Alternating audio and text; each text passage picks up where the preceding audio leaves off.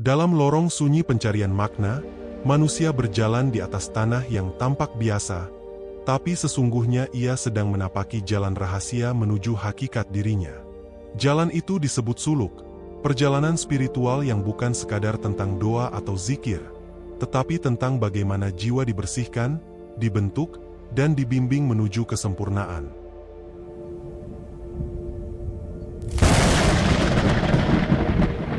Rumi, sang penyair dari Balkh, bukan hanya menyulam kata-kata indah, tetapi juga membisikkan hikmah-hikmah mendalam tentang batin manusia.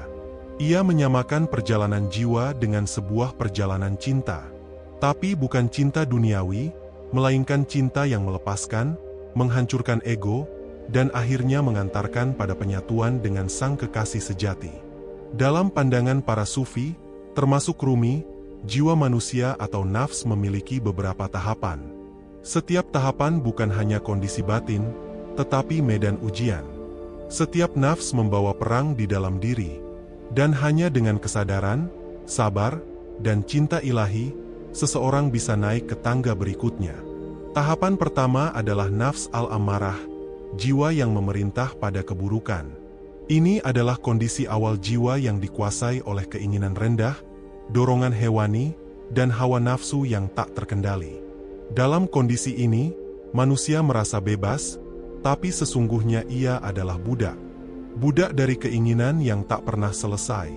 Rumi menggambarkan nafs ini seperti anjing yang terus menggonggong di depan pintu hati, tak henti meminta daging dunia. Pada tahap ini, seseorang merasa benar karena terbiasa, bukan karena kebenaran. Ia tidak mampu membedakan antara kenikmatan yang membawa kerusakan dan kebahagiaan yang membawa keselamatan. Segala sesuatu dipandang dari kacamata nafsu. Dan Rumi berkata, jangan ikuti nafsu itu, karena ia akan menyeretmu dari satu kehinaan ke kehinaan yang lain, sementara hatimu dibiarkan lapar dan kosong. Namun perjalanan suluk tidak berhenti di situ. Jiwa yang mulai tersadar, naik ke tahap kedua, nafs al-lawwah, jiwa yang mencela dirinya sendiri. Ini adalah awal dari kebangkitan. Hati mulai menggugat dirinya, mulai merasa bersalah, mulai mempertanyakan jalan hidupnya. Seperti seorang pemabuk yang mulai sadar, ia terkejut melihat betapa lamanya ia tertidur dalam kebodohan. Di tahap ini, manusia sering jatuh dan bangun. Ia tahu mana yang benar, tapi belum kuat menjalankannya secara konsisten. Ia berperang dengan dirinya sendiri. Tapi justru disinilah cahaya pertama masuk. Rumi menggambarkan momen ini seperti sebuah lampu kecil yang mulai menyala dalam kegelapan, membuat bayangan dosa terlihat, dan menimbulkan rasa sesal. Kesadaran akan dosa adalah rahmat tersembunyi. Rumi mengatakan, tangisanmu adalah air yang membersihkan cermin hatimu. Jangan malu menangis karena kesalahanmu, karena air mata itulah yang akan menghidupkan benih-benih nurani. Jiwa yang terus bertaubat dan memohon bimbingan perlahan masuk ke tahap berikutnya. Nafs al-mulhamah, jiwa yang mendapatkan ilham. Di sini, hati mulai tenang. Pikiran mulai jernih. Seolah-olah seseorang yang selama ini tersesat di kabut, kini melihat jalan setapak yang bercahaya. Ia masih harus berjalan, tapi langkahnya lebih yakin. Ia mulai merasa kehadiran Tuhan dalam hidupnya. Rumi mengumpamakan nafs ini sebagai taman yang mulai tumbuh bunga-bunga spiritual. Setiap bunga adalah akhlak mulia. Setiap hembusan angin di taman itu adalah ilham dari langit. Jiwa ini sudah tidak hanya berjuang menjauhi keburukan, tapi mulai mencintai kebaikan. Ia mulai merasakan kenikmatan dalam ibadah, bukan sekadar kewajiban. Ia menemukan keindahan dalam memberi, bukan sekadar tugas. Namun Rumi mengingatkan, ilham adalah hadiah, bukan kepemilikan. Jangan sombong dengan cahaya yang kau terima, karena ia bisa padam bila engkau lengah. Selanjutnya, jiwa melangkah ke tingkat yang lebih dalam, nafs al-mutmainnah, jiwa yang tenang. Jiwa ini tidak lagi gelisah mengejar dunia, karena telah menemukan rumahnya di hadirat Tuhan. Hati menjadi damai meskipun dunia bergolak. Ia tidak terlalu senang dengan pujian, dan tidak hancur oleh hinaan. Ia mulai merasakan keutuhan di dalam dirinya. Rumi berkata, Ketika hatimu menjadi rumah bagi Allah, maka dunia tak lagi punya tempat di situ. Jiwa ini adalah seperti air yang tenang, tak mudah bergelombang oleh batu kecil. Ia memandang dunia dengan cinta, tapi tidak melekat padanya. Ia melihat kebaikan bahkan dalam ujian, karena tahu semua berasal darinya. Dalam kondisi ini, zikir bukan hanya di lisan, tapi menjadi napas jiwa. Doa bukan hanya kata, tapi dialog cinta yang tulus antara hamba dan Rabb-Nya. Dan ketenangan itu bukan karena masalah hilang, tapi karena ia tahu kemana harus kembali. Setelah jiwa merasakan ketenangan dalam nafs al-mutmainnah, ia perlahan naik ke tahap kelima, nafs ar-radiyah, jiwa yang ridha. Ini bukan hanya tentang menerima takdir, tetapi lebih dalam, sebuah sikap batin yang mencintai segala keputusan Allah, bahkan saat tak sesuai harapan. Jiwa ini tidak sekadar berkata, "Aku pasrah," melainkan berkata, "Aku rela."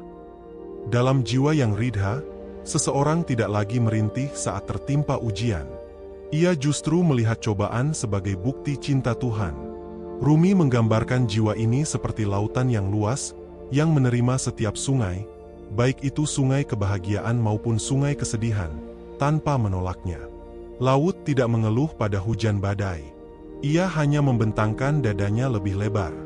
Ridha bukan tentang menyerah pada nasib, tapi tentang menundukkan ego agar berserah dalam kemuliaan. Rumi berkata, ketika engkau ridha padanya, maka semesta pun akan ridha padamu. Apa yang datang padamu, datang karena cinta. Apa yang pergi darimu, pergi karena kasih. Di tahap ini, seseorang mulai memiliki mata batin yang peka. Ia mampu melihat hikmah di balik musibah, kebaikan di balik kehancuran, dan cahaya di balik kegelapan. Ia hidup dengan rasa cukup, bukan karena hartanya banyak, tetapi karena jiwanya lapang. Tahapan berikutnya adalah nafs al-mardiyah, jiwa yang diridhai oleh Allah. Jika sebelumnya jiwa merasa ridha pada ketetapan Tuhan, maka kini ia mendapatkan ridha darinya. Ini adalah bentuk kedekatan spiritual yang sangat tinggi. Jiwa ini bukan hanya tunduk, tapi sudah dipilih dan dimuliakan oleh Yang Maha Kuasa. Rumi menulis bahwa jiwa ini seperti angin yang datang dari taman surga. Ia membawa kesejukan dimanapun ia berada. Kehadirannya menenangkan, ucapannya menyembuhkan, dan doanya penuh keberkahan. Jiwa seperti ini tidak banyak bicara, tapi diamnya membawa makna. Ia tidak sibuk mencari pengakuan, karena hatinya telah dipenuhi dengan keridhaan ilahi. Allah berfirman dalam Al-Quran, "Wahai jiwa yang tenang, kembalilah kepada Tuhanmu dalam keadaan ridha dan diridhai." Inilah tahap di mana sang jiwa telah sampai ke gerbang keabadian, dan tidak ada lagi rasa takut atau sedih yang bisa menyentuhnya. Ia hidup di dunia dengan wajah akhirat. Ia berjalan di bumi, tapi jiwanya telah melayang dekat ke langit. Dan kini kita sampai pada puncak perjalanan. Nafs al-kamilah, jiwa yang sempurna. Ini bukan kesempurnaan mutlak seperti para nabi, tetapi bentuk kesempurnaan yang mungkin dicapai oleh hamba yang telah sepenuhnya tenggelam dalam cinta ilahi. Jiwa ini bukan hanya ridha dan diridhai, tetapi juga menjadi cermin bagi cahaya Tuhan. Dalam dirinya, sifat-sifat mulia Allah terpantul jelas. Kasih, sabar, adil, lembut, bijak. Rumi menyamakan jiwa ini dengan matahari. Ia tidak meminta cahaya dari orang lain karena ia sendiri telah menjadi sumber cahaya. Ia menerangi tanpa memaksa. Ia menghangatkan tanpa pilih kasih. Bahkan mereka yang membencinya tetap mendapatkan manfaat dari sinarnya. Pada tahap ini, sang suluk telah sampai. Ia tidak lagi berjarak dari kekasihnya. Ia telah fana, lenyap dari keakuannya, dan bako, hidup dalam kehadiran Allah. Ia tidak lagi melihat dirinya sebagai sesuatu, karena yang dilihat hanyalah Dia. Namun Rumi mengingatkan, kesempurnaan bukan tentang menjadi tanpa dosa, tapi tentang selalu kembali dengan cinta, selalu berjalan dengan rendah hati, dan selalu menari di bawah cahaya kehendaknya. Jiwa yang sempurna bukan berarti tidak pernah jatuh, tetapi ia tahu cara bangkit dengan indah. Ia tidak membanggakan amal, tapi mengakui segalanya sebagai karunia. Perjalanan suluk bukanlah jalan yang lurus dan tanpa rintangan. Ia berliku, penuh ujian, dan kadang membawa kita kembali ke titik awal. Tapi setiap tahapan meninggalkan jejak, dan setiap air mata membersihkan satu lapisan kegelapan. Rumi percaya, siapapun yang terus berjalan dalam cinta, pada akhirnya akan sampai. Mungkin kita belum sampai pada nafs yang sempurna, tapi selama kita terus bergerak, terus membersihkan jiwa, terus merindukan cahaya, maka kita sudah berada di jalan yang benar. Seperti kata Rumi, langit tidak menanyakan seberapa cepat engkau sampai, hanya apakah engkau tetap melangkah.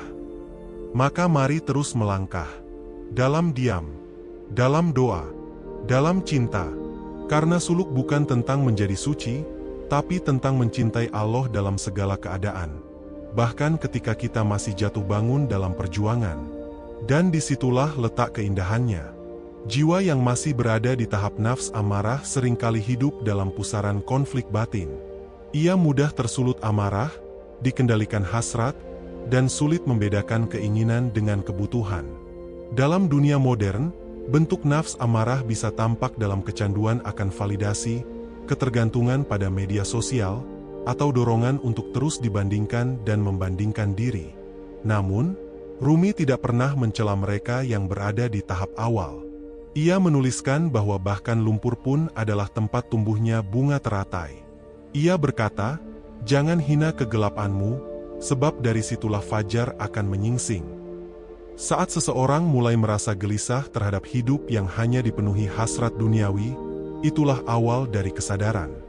Kesadaran inilah yang mendorong seseorang naik ke nafs lawwah, jiwa yang mulai menyalahkan dirinya, bukan untuk menyakiti, tapi untuk memperbaiki. Rumi menggambarkan momen ini seperti percikan cahaya di tengah malam gelap. Sebuah kesadaran halus bahwa, aku bukan hanya tubuh ini, aku bukan hanya keinginan ini, ada yang lebih tinggi di dalam diriku. Tapi Rumi juga memperingatkan, pada tahap ini, setan lebih lihai menyusup dalam bentuk kesalehan palsu. Ego bisa menyamar sebagai spiritualitas. Maka perlu kehati-hatian. Karena banyak orang terjebak dalam pujian akan kebajikan dirinya sendiri. Rumi menyindir, banyak orang menyembah amalnya sendiri, bukan Tuhannya. Maka, penting untuk tetap rendah hati, tetap jujur pada niat, dan membiarkan kesadaran terus menyala, hingga jiwa bergerak ke tahap berikutnya, nafs mulhimah. Di sini, seseorang tidak lagi hanya menyalahkan diri, tapi mulai menemukan inspirasi untuk memperbaikinya. Jiwa ini mulai mengalami keajaiban kecil, kemudahan dalam berbuat baik, ketenangan dalam sholat, kebahagiaan dalam memberi, dan kebeningan saat bersyukur. Rumi menyebutnya, cahaya telah turun ke dalam dadamu.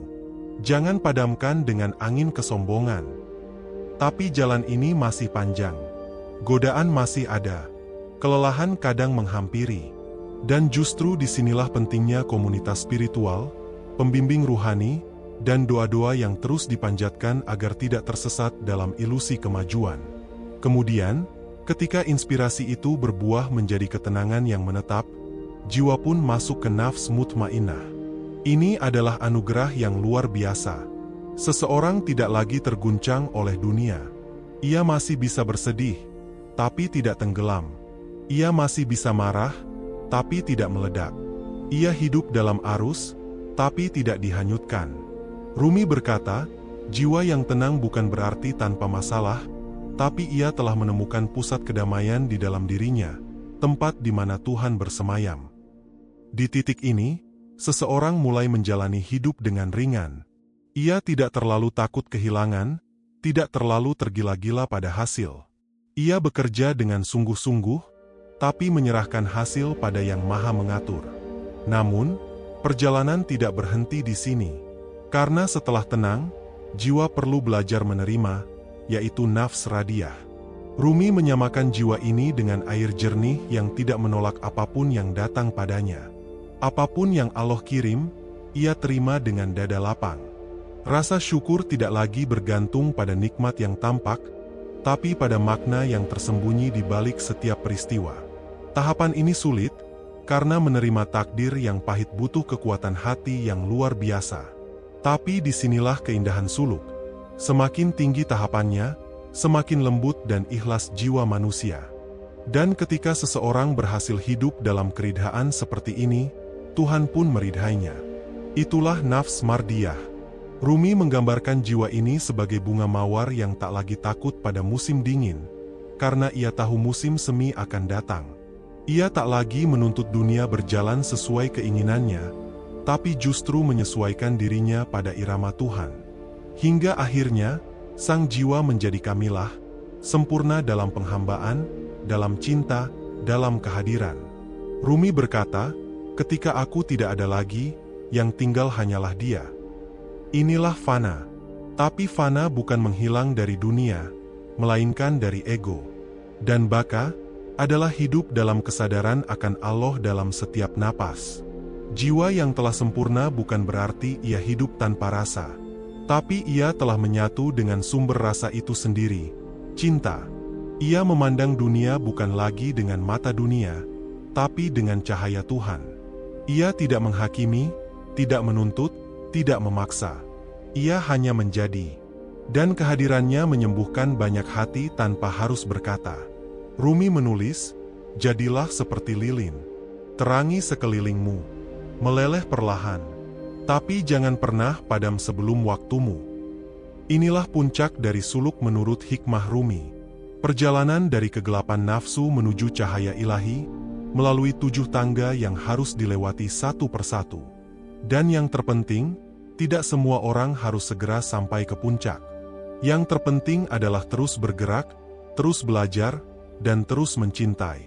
Karena seperti yang sering Rumi ulangi dalam syair-syairnya, "Datanglah, siapapun engkau.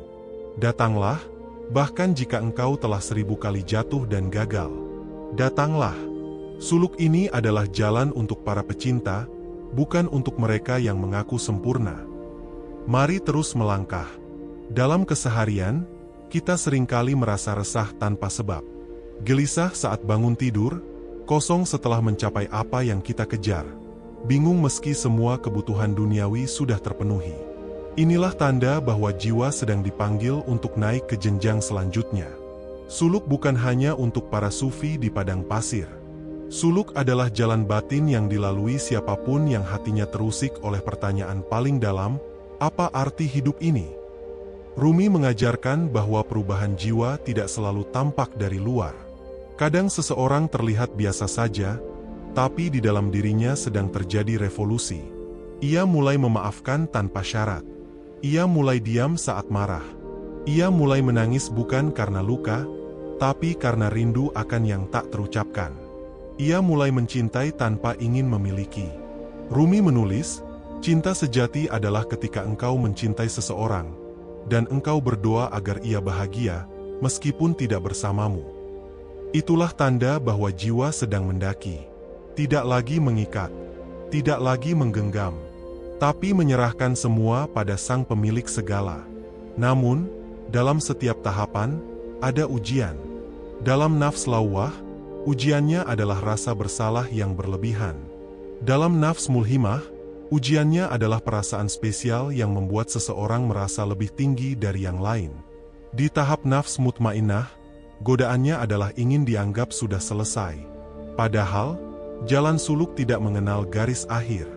Rumi mengingatkan kita, jangan pernah merasa telah sampai. Karena merasa telah sampai, justru membuatmu mundur tanpa sadar. Oleh karena itu, dalam perjalanan suluk, seseorang butuh cahaya dari guru. Seorang mursid yang bukan hanya mengajari, tapi mencerminkan. Guru bukan hanya orang yang berbicara tentang Tuhan, tapi orang yang diamnya membuatmu merasa lebih dekat dengan Tuhan. Tapi jika tak ada guru, Rumi menyarankan, jadikan penderitaanmu sebagai guru. Karena luka yang engkau derita, adalah pintu yang mengantarmu pulang. Ia berkata, luka adalah tempat masuknya cahaya. Maka jangan tolak rasa sakitmu. Dengarkan ia, resapi, dan biarkan ia menunjukkan arah. Dalam perjalanan ini, syair dan metafora menjadi pelipur dan petunjuk. Rumi tidak menulis seperti seorang teolog. Ia menulis seperti seorang kekasih yang mabuk cinta. Ia berkata, Aku bukan penyair. Aku bukan cendekiawan. Aku hanyalah debu di kaki kekasih. Melalui syair, Rumi menghidupkan makna setiap tahap jiwa dengan kelembutan dan kekuatan sekaligus. Ia menyamakan nafs amarah dengan hewan liar yang meronta di kandang. Lawwah adalah burung yang tahu langit, tapi belum bisa terbang. Mulhimah adalah kupu-kupu yang keluar dari kepompong. Mutmainnah adalah samudra yang dalam, tenang di permukaan, tapi penuh kehidupan di dalam. Radiyah adalah angin yang menyapa tanpa menuntut balasan. Mardiyah adalah matahari, memberi tanpa lelah. Dan Kamilah adalah cermin, tak terlihat, tapi memantulkan wajah Tuhan. Bayangkan jika kita menjalani hidup dengan kesadaran seperti itu. Setiap interaksi menjadi ladang suluk. Setiap emosi menjadi bahan bakar penyucian jiwa. Bahkan pekerjaan yang membosankan pun bisa menjadi zikir jika diniatkan dengan ikhlas. Rumi mengatakan, "Gosok hatimu seperti kau menggosok cermin, karena Tuhan tidak akan tampak di hati yang berdebu." Oleh karena itu, kita bisa mulai dari yang kecil, dari memaafkan orang yang kita benci, dari mendoakan orang yang melukai kita, dari bersyukur untuk hal-hal yang selama ini kita anggap remeh. Karena perubahan besar selalu dimulai dari langkah-langkah kecil yang diulang dengan kesadaran. Dan jangan takut gagal. Jalan suluk tidak selalu menanjak. Kadang kita jatuh kembali ke nafs amarah. Tapi itulah hakikat manusia. Yang penting bukan tidak jatuh, tapi selalu kembali berdiri dan melanjutkan. Karena seperti yang dikatakan Rumi, tugas kita bukan mencari cinta, tapi hanya mencari dan menemukan semua penghalang dalam diri kita yang telah kita bangun terhadapnya. Jika kita terus melangkah, terus membersihkan diri, dan terus terbuka terhadap cahaya, maka tahapan-tahapan itu bukan lagi sekadar urutan teoretis. Ia menjadi transformasi hidup yang nyata. Kita mulai merasa lebih ringan, lebih hadir, lebih menerima. Dan ketika jiwa sudah tidak lagi dikendalikan ego, ketika kita sudah tidak terganggu oleh pujian atau cacian, ketika kita mencintai tanpa ingin menguasai, disitulah jiwa mulai mengenal Tuhan bukan sebagai konsep, tapi sebagai kehadiran yang tak terpisahkan dari setiap hembusan napas. Rumi menyampaikan, "Engkau bukan setetes air di samudra. Engkau adalah seluruh samudra dalam setetes air." Artinya, potensi kesucian, keindahan, dan ketenangan itu sudah ada dalam dirimu. Tinggal engkau membersihkan cermin hati, dan membiarkan cahayanya memancar. Rumi sangat memahami bahwa jiwa manusia tidak hanya hidup di ruang sunyi masjid atau tikungan zikir. Jiwa tumbuh juga dari kehilangan, dari cinta yang ditolak, dari usaha yang gagal, bahkan dari kesendirian di tengah keramaian.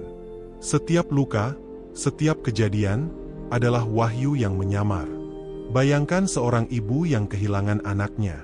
Di permukaan, ia menangis karena rasa sakit. Tapi jika ia masuk lebih dalam ke dalam jiwanya, ia mungkin akan menemukan sesuatu yang lebih luas dari air mata, sebuah kesadaran bahwa tidak ada satupun milik kita di dunia ini. Semua hanyalah titipan.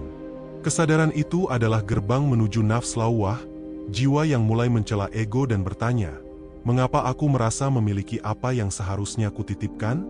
Begitu pula seorang pemuda yang berkali-kali gagal dalam membangun karir. Dalam kegagalan itu, jika ia tidak tenggelam dalam keputusasaan, ia akan mulai mendengar suara kecil dari dalam dirinya. "Mungkin arahmu bukan di sana. Mungkin engkau tidak dilahirkan untuk menjadi hebat di mata manusia, tapi untuk menemukan kehebatan dalam mengenal dirimu sendiri." Maka ia mulai merenung, mulai mencari, mulai membaca, mulai menyendiri. Inilah nafs mulhimah, saat jiwa mulai mendapat ilham bahwa dunia ini lebih luas dari sekadar ambisi. Namun, tahapan jiwa bukan garis lurus. Ia spiral. Kita naik, lalu turun, lalu naik lagi, dengan kedalaman yang berbeda. Sebab Allah menginginkan bukan kesempurnaan kita, tapi ketekunan kita. Rumi menggambarkan tahapan ini seperti tarian. Dalam tarian para darwis, mereka berputar bukan untuk memamerkan keahlian, tapi untuk menyimbolkan siklus hidup dan kembalinya jiwa kepada asalnya. Putaran itu bukan sekadar gerakan, tapi doa yang hidup. Setiap putaran adalah Ya Rab, Ya Rab, dalam bentuk gerakan. Mereka berputar, satu tangan menghadap langit, satu tangan mengarah ke bumi. Maknanya jelas, menerima dari Tuhan, dan membagikannya kepada dunia. Ini adalah simbol dari nafs mardiyah, jiwa yang sudah tidak menuntut apa-apa dari Tuhan, tapi justru ingin menjadi saluran bagi kebaikannya. Kita pun bisa memulai dari situ. Setiap pekerjaan yang kita lakukan, apakah itu menyapu lantai, mendengarkan keluhan teman, memberi senyuman pada orang asing, bisa menjadi suluk jika dilakukan dengan kesadaran dan cinta. Cinta, bagi Rumi, bukan sekadar perasaan romantis. Cinta adalah kekuatan penciptaan. Ia berkata, tugasmu bukan mencari cinta. Tugasmu adalah menghancurkan semua dinding dalam dirimu yang telah kau bangun untuk menolaknya. Maka kita mulai sadar, betapa selama ini kita menolak cinta, dengan prasangka, dengan kesombongan, dengan takut disakiti. Setiap tahapan jiwa adalah jalan untuk membongkar tembok-tembok itu, agar akhirnya kita bisa berdiri telanjang di hadapan Tuhan, tanpa topeng, tanpa gelar, tanpa prestasi. Hanya sebagai jiwa yang berkata, aku siap dicintai. Dalam kehidupan modern, mungkin kita tidak punya waktu untuk menyepi di gua atau duduk berjam-jam dalam zikir. Tapi kita bisa menyatu dengan kesadaran dalam kegiatan sederhana. Saat minum air, rasakan syukur. Saat memaafkan, rasakan kelegaan. Saat bekerja, rasakan bahwa engkau sedang melayani bukan hanya atasanmu, tapi Tuhan yang melihat niatmu. Rumi mengajarkan bahwa suluk bukan soal seberapa banyak amalmu, tapi seberapa dalam keikhlasanmu. Bukan seberapa keras engkau zikir dengan mulutmu, tapi seberapa tenang hatimu saat tak ada yang melihat. Di tahap nafs mutmainnah, seseorang tidak lagi sibuk mencari pembuktian. Ia damai bukan karena hidupnya sempurna, tapi karena ia menerima segala ketidaksempurnaan sebagai bagian dari skenario cinta ilahi. Ia tidak marah saat ditolak, tidak sombong saat dipuji. Ia mengalir seperti sungai, tak melawan, tak menuntut, tapi tetap menuju samudra. Dan ketika jiwa mulai menyentuh radiah, ia mulai merindukan bukan dunia, tapi Tuhan. Rindu yang tak bisa dijelaskan, hanya bisa dirasakan. Rindu yang membuat air mata jatuh tanpa alasan. Rindu yang membuat kita bangun di tengah malam, lalu berkata pelan, "Ya Allah, aku hanya ingin dekat." Disinilah suluk menjadi kehidupan itu sendiri. Setiap peristiwa adalah pelajaran. Setiap manusia yang kita temui adalah cermin. Setiap hari adalah ayat yang dibuka dari kitab alam semesta. Rumi pernah berkata, kau diciptakan bukan untuk duduk di pinggir sungai dan mengeluh tentang lumpur. Kau diciptakan untuk menyelam dan menemukan mutiara. Jangan takut menyelam ke dalam dirimu, karena di sanalah tempat Tuhan paling dekat. Dalam sunyi, dalam tangis, dalam tanya yang tak terjawab. Dan jika kau merasa lelah, ingatlah, setiap langkahmu yang tulus adalah tarian yang disaksikan para malaikat. Setiap tahapan jiwa, dalam hikmah Rumi, bukan hanya kondisi psikologis, tetapi gerbang untuk mengenal rahasia ilahi dalam diri manusia. Rumi tidak menjelaskan tahapan-tahapan ini dengan gaya dogma atau definisi kaku. Ia menyampaikannya dalam kisah, dalam metafora, dalam syair yang hidup, karena jiwa tak bisa dipaksa memahami kebenaran. Ia harus diundang dengan keindahan. Misalnya, ketika berbicara tentang nafs amarah, Rumi menggambarkan jiwa seperti seekor keledai liar. Ia berkata, kau adalah penunggang keledai yang keras kepala. Jika kau tidak mengenalnya dan mengarahkannya, ia akan menyeretmu ke jurang keinginan. Dalam perumpamaan ini, Rumi tidak sedang menghina manusia, melainkan menunjukkan betapa kuat dan membandel nafs itu jika tidak ditundukkan. Tapi Rumi juga menunjukkan bahwa keledai itu bisa dijinakkan. Bukan dengan kekerasan, tapi dengan cinta dan kesabaran. Maka suluk bukan proses menyiksa diri, melainkan melembutkan diri. Bukan perang terhadap tubuh, tapi dialog dengan jiwa. Saat seseorang mulai merasakan malu atas kesalahannya, saat ia mulai berkata dalam hati, kenapa aku terus jatuh dalam hal yang sama? Maka ia telah melangkah ke nafs lawwah. Dalam Rumi, ini adalah jiwa yang mulai mendengarkan, meski masih sering tergoda. Ia ibarat seorang pemabuk yang mulai sadar bahwa dirinya sedang tersesat, tapi belum bisa berhenti minum. Ia menangis, ia tertawa, ia terombang-ambing. Dan dari tangisan itu, muncul ilham. Seberkas cahaya di ujung lorong. Maka datanglah nafs mulhimah, jiwa yang mulai menerima ilham dari sisi Tuhan. Dalam puisi-puisinya, Rumi menulis, cahaya itu datang saat kau pasrah. Bukan saat kau merasa kuat, tapi saat kau akhirnya berkata, aku tak mampu lagi berjalan sendiri. Tahapan ini penuh pertentangan batin. Jiwa ingin maju, tapi takut. Ingin mendekat, tapi merasa kotor. Maka banyak orang berhenti di sini. Merasa tidak layak, merasa gagal. Tapi Rumi membisikkan harapan, luka adalah tempat di mana cahaya memasuki dirimu. Artinya, jangan lari dari lukamu. Hadapi, dekap, dan lihatlah bahwa di dalamnya ada rahasia. Dalam luka ada pengakuan. Dalam pengakuan ada penerimaan. Dan dalam penerimaan, Tuhan menanam benih cinta. Saat seseorang mulai merasa tenang dalam menerima semua yang datang dari Tuhan, entah nikmat atau musibah, maka ia mulai masuk ke nafs mutmainnah. Jiwa yang tenang bukan berarti tanpa masalah, tapi ia sudah tidak dikendalikan oleh gelombang emosi. Ia seperti lautan yang dalam, tak terusik oleh badai di permukaan. Rumi menggambarkannya sebagai taman. Taman jiwa yang tidak lagi ditumbuhi semak ego. Hanya bunga-bunga makrifat, harum dan menyejukkan. Orang yang melihat wajahnya merasa damai. Orang yang mendengar suaranya merasa tenang. Karena ia membawa kesejukan dari dalam dirinya. Kemudian, datanglah nafs radiyah, jiwa yang ridha. Tapi ridha di sini bukan sekadar menerima. Ridha adalah cinta. Ia mencintai segala yang Tuhan takdirkan, bahkan rasa sakit sekalipun. Dalam syairnya, Rumi berkata, jangan bersedih karena sakit. Ia adalah surat cinta dari Tuhan yang sedang menulismu dengan tinta ujian. Dan dari ridha, jiwa pun naik ke nafs mardiyah. Jiwa yang bukan hanya mencintai Tuhan, tapi juga dicintai olehnya. Jiwa yang telah dibersihkan dari kebencian, dari penghakiman, dari keserakahan. Ia menjadi cermin tempat wajah Tuhan bercermin.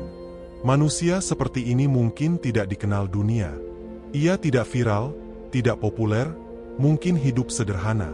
Tapi langit mengenalnya. Bumi memuliakannya. Doanya menembus langit, karena ia telah menjadikan dirinya wadah suci untuk cinta ilahi. Pada titik ini, suluk bukan lagi perjalanan keluar, tapi pulang. Rumi menyebutnya syau, kerinduan yang tak bisa dijelaskan. Jiwa hanya ingin pulang ke asalnya. Rumi berkata, aku bukan dari bumi ini. Aku dari langit. Aku datang hanya untuk satu hal, kembali. Dan inilah jiwa yang mencapai nafs kamilah, jiwa yang utuh.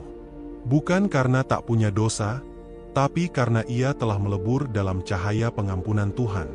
Ia tahu bahwa hidup ini hanya sementara, dan bahwa seluruh makhluk berjalan dalam satu tarian pulang. Jika engkau merasa belum sampai, jangan bersedih. Bahkan berjalan dalam arah yang benar sudah bagian dari suluk. Setiap helaan napas yang penuh kesadaran adalah langkah menujunya.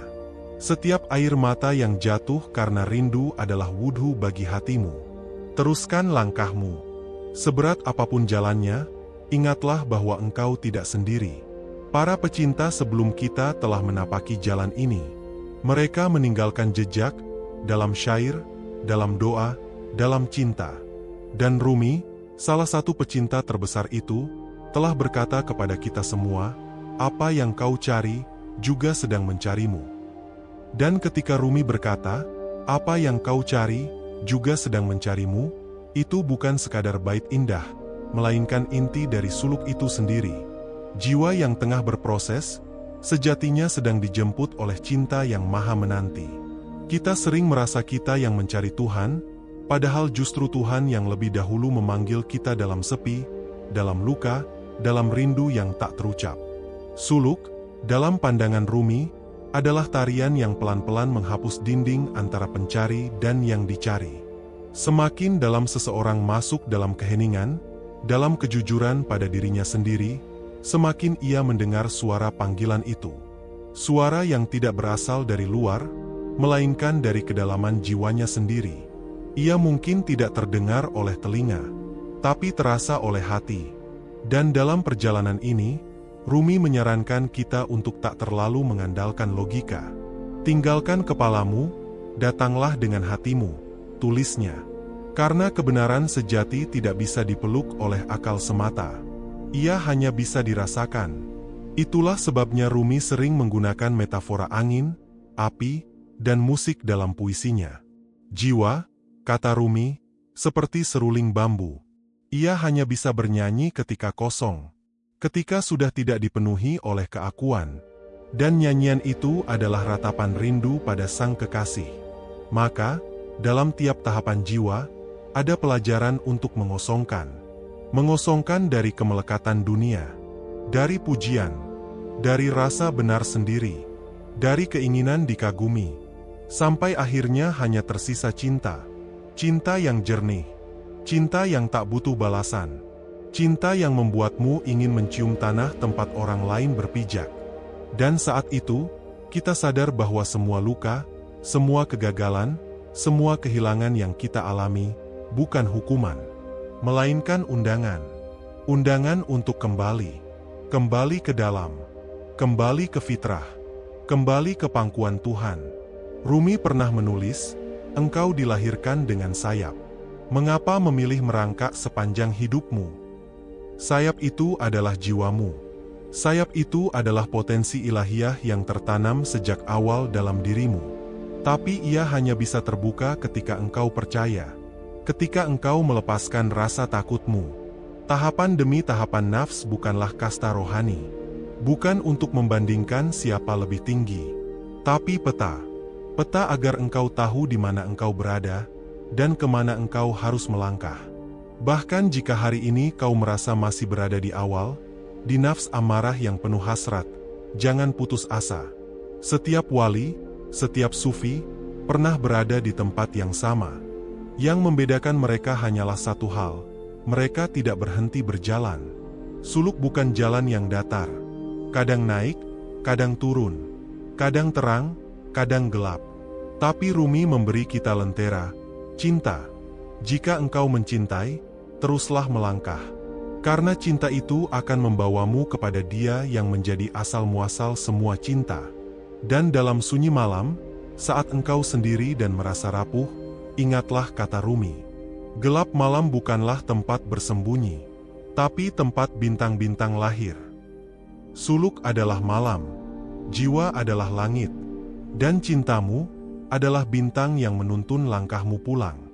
Maka sekarang, setelah kita menyusuri jalan panjang 7 tahapan jiwa dalam cahaya hikmah Rumi, tibalah kita pada satu kesadaran mendalam, bahwa semua yang kita cari, semua kehausan batin kita, semua kebingungan, kesedihan, dan kerinduan, sesungguhnya adalah panggilan jiwa untuk pulang. Pulang bukan ke tempat, bukan ke masa lalu, bukan pula ke sosok manusia tertentu, tapi pulang ke pusat dirimu sendiri.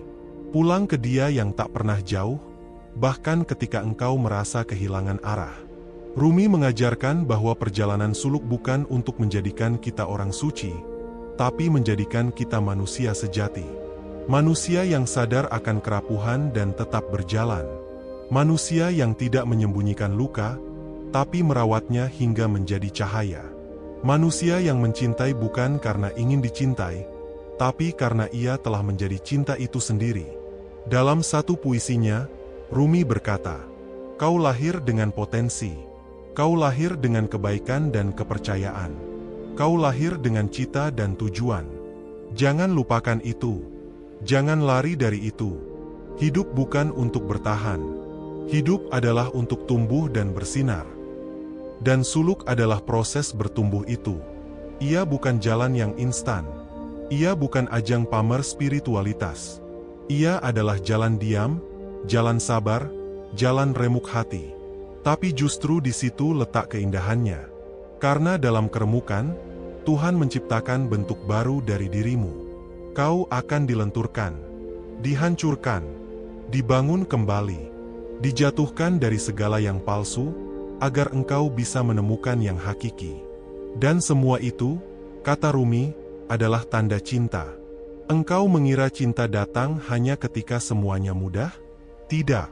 Cinta datang untuk menghancurkan segalanya agar engkau tak punya tempat bersandar, kecuali padanya. Maka jika saat ini hatimu sedang goyah, hidupmu sedang gelap, atau engkau merasa tak pantas untuk berjalan di jalan ini, ketahuilah, itulah saat paling tepat untuk memulai. Tidak ada waktu yang lebih suci daripada sekarang. Tidak ada tempat yang lebih layak daripada hatimu sendiri. Tuhan tidak menunggu kesempurnaanmu. Ia hanya menunggu kejujuranmu. Rumi berkata, "Datanglah, siapapun dirimu.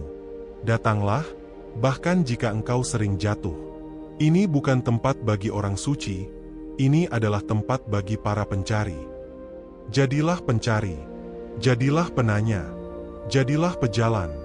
Karena selama engkau terus berjalan, jalan itu akan terus terbuka." Suluk adalah cinta yang bergerak.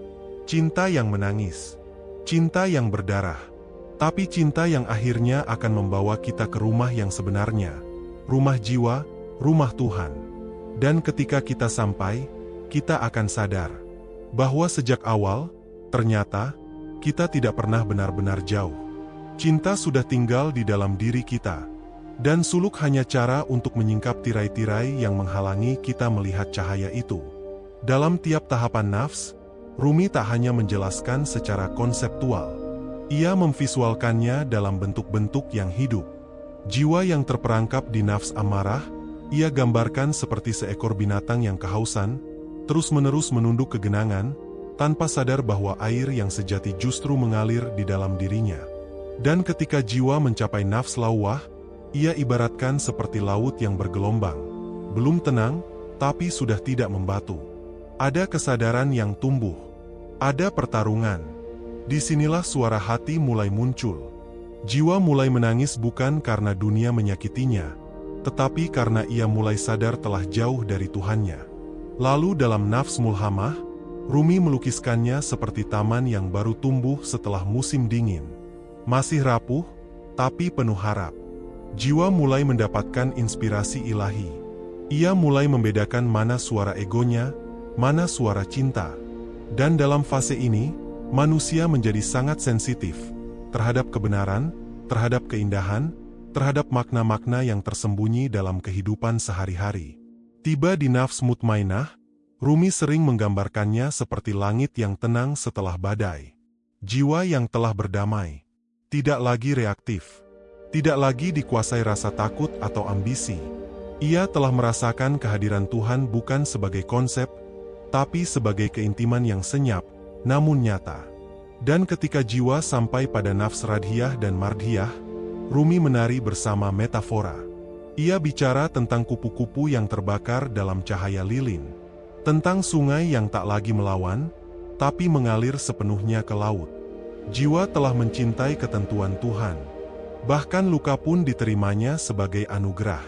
Terakhir, dalam nafs kamilah, tahap kesempurnaan, Rumi tak menggambarkannya dengan kejayaan atau keagungan. Justru ia bicara tentang transparansi. Jiwa yang seperti kaca bening, tak terlihat, tapi memantulkan cahaya. Ia bukan lagi tokoh utama dalam hidupnya. Ia telah lebur dalam kehendak ilahi. Ia telah menjadi saluran, bukan sumber. Dan disinilah puncak keindahan suluk menurut Rumi. Bukan menjadi besar, tapi menjadi kosong. Bukan menjadi pusat perhatian, tapi menjadi wadah cinta. Bukan menguasai, tapi melayani. Ia menulis, "Jadilah tanah di bawah telapak kaki semua orang, karena di sanalah bunga-bunga tumbuh." Suluk bukan jalan untuk naik ke atas, tapi jalan turun ke dalam. Semakin dalam seseorang menyelami dirinya, semakin dekat ia dengan Tuhan. Dan semakin dekat ia dengan Tuhan, semakin ia mencintai semua makhluk, bahkan yang pernah menyakitinya. Rumi tidak mengajak kita untuk menjadi sempurna. Ia hanya mengajak kita untuk jujur, untuk berani melihat luka kita sendiri, untuk memeluk gelap dalam diri, sampai gelap itu menjadi cahaya. Ia berkata, "Jangan lari dari bayanganmu, karena bayangan adalah tanda bahwa ada cahaya di dekatmu." Inilah suluk, jalan yang sunyi, tapi penuh nyanyian, jalan yang sepi, tapi penuh makna, jalan yang melelahkan, tapi akan membuatmu mengenal siapa dirimu sebenarnya. Maka sekarang, mari kita mendaratkan ajaran-ajaran Rumi ke dalam hidup kita yang serba cepat, sibuk, dan penuh distraksi. Karena apa gunanya suluk jika hanya menjadi renungan indah di kepala, tapi tidak mengalir menjadi cahaya di langkah kita? Rumi tidak pernah meminta murid-muridnya untuk lari ke gunung atau menjauh dari dunia. Ia justru menyarankan agar kita suluk di tengah keramaian. Bekerja, menikah, bersosialisasi, mengelola bisnis, dan tetap menjaga api cinta dalam hati. Itulah suluk modern. Ketika engkau merasa marah karena disalahpahami, maka itulah saatnya engkau mengenali nafs amarah yang ingin membalas. Dan jika engkau bisa diam, menarik napas, lalu berkata dengan lembut, "Mungkin aku belum menjelaskannya dengan baik," maka engkau sedang berjalan dalam suluk. Engkau sedang mengubah nafs menjadi cahaya. Ketika engkau merasa gelisah karena merasa tidak berguna, padahal media sosial penuh dengan orang yang terlihat berhasil, maka saat itu engkau bisa mengingat kata Rumi, "Jangan bandingkan dirimu dengan siapapun." Bulan tidak pernah iri pada matahari. Keduanya bersinar sesuai waktunya. Itu adalah latihan nafs lawwah. Membangun kesadaran bahwa bukan dunia yang harus diubah, tapi cara pandang kita terhadap dunia. Saat engkau membantu seseorang tanpa berharap pamrih, saat engkau menahan lidahmu untuk tidak bergosip, saat engkau memaafkan orang yang bahkan tak meminta maaf, itulah suluk. Suluk bukan perkara berpakaian seperti sufi atau berbicara dengan kata-kata manis. Suluk adalah mengubah kemarahan menjadi doa, kekecewaan menjadi pengampunan, dan kesedihan menjadi syair cinta untuk Tuhan. Rumi pernah berkata, "Hatimu adalah tempat ibadah. Bersihkan ia dari segala bentuk kebencian." Maka dalam dunia modern ini, bersuluk berarti menjaga hati tetap jernih di tengah polusi informasi. Menjaga pikiran tetap lembut meski banyak provokasi. Menjaga niat tetap lurus walau jalan hidup kadang berliku. Ia bukan tentang seberapa banyak ilmu yang kau miliki, tapi seberapa lapang hatimu ketika diuji. Ketika dunia menghimpit, dan engkau memilih untuk tidak mengeluh tapi merenung, engkau sedang berjalan di taman suluk. Ketika engkau menyadari bahwa semua rasa sakit ada maknanya, bahwa semua kehilangan adalah pelatihan hati, dan engkau tetap bersyukur, disitulah engkau telah sampai pada bagian terdalam dari pelajaran Rumi. Ia tidak memintamu menjadi suci. Ia hanya memintamu untuk terus kembali ke hatimu sendiri. Dan jika engkau merasa tidak kuat, ingatlah, cahaya masuk dari tempat yang retak. Maka tak apa jika hatimu pernah patah. Tak apa jika engkau sedang kacau. Justru dari sanalah cahaya akan masuk. Justru dari situ engkau akan disembuhkan. Bukan menjadi sempurna, tapi menjadi utuh. Rumi berkata, "Aku tidak mencari kekasih yang tidak pernah jatuh. Aku mencari kekasih yang jatuh, tapi tetap mencintaiku." Itulah Tuhan. Ia tidak mencari kesempurnaan kita. Ia mencari kejujuran kita. Dan suluk adalah kejujuran yang dilatih setiap hari, dalam kata-kata, dalam sikap, dalam cara kita memperlakukan diri sendiri dan orang lain. Jika engkau merasa lelah, jangan berhenti. Duduklah sejenak. Diam. Tarik napas. Ingat kembali mengapa engkau berjalan. Dan lanjutkan.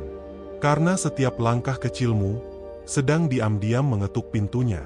Dalam setiap helaan napas yang kita ambil, dalam setiap detik waktu yang berjalan, kita sebenarnya sedang menapaki jalan suci yang sama yang telah ditempuh oleh ribuan jiwa sebelum kita.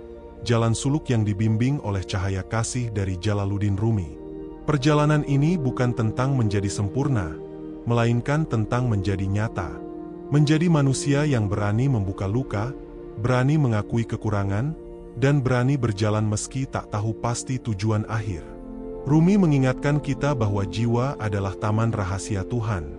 Di taman itu tumbuh bunga-bunga cinta, pengampunan, dan kedamaian. Tapi untuk sampai ke sana, kita harus melewati berbagai musim. Musim amarah, musim penyesalan, musim inspirasi, dan musim ketenangan. Setiap tahapan jiwa yang telah kita bahas adalah pelajaran berharga. Ia mengajarkan bahwa meski seringkali kita tersesat, bahkan terjatuh, ada kekuatan dalam setiap upaya kita untuk bangkit. Cahaya yang kita cari bukanlah sesuatu di luar diri, melainkan nyala kecil yang sudah ada di dalam hati kita. Ia tersembunyi di balik kabut ketakutan dan keraguan. Dan suluk adalah seni untuk membersihkan kabut itu, sedikit demi sedikit. Rumi berkata, jangan takut pada perubahan. Seperti bunga yang mekar, kita pun harus berani membuka diri pada dunia, meski terkadang kita harus gugur untuk tumbuh lebih indah. Kini, saat kau menutup video ini, aku ingin engkau ingat satu hal penting. Perjalanan suluk adalah perjalanan cinta. Cinta pada Tuhan, cinta pada sesama, dan terutama cinta pada diri sendiri. Biarkan cinta itu menjadi kekuatan yang menuntun langkahmu. Biarkan ia menjadi sumber ketenangan di tengah badai hidup. Karena hanya dengan cinta, jiwa kita bisa mencapai rumah sejatinya. Terima kasih sudah mendengarkan dan menyelami ajaran Rumi bersama-sama. Semoga cahaya suluk ini menerangi jalanmu, membawa kedamaian dalam setiap langkah, dan menjadikan hidupmu lebih bermakna.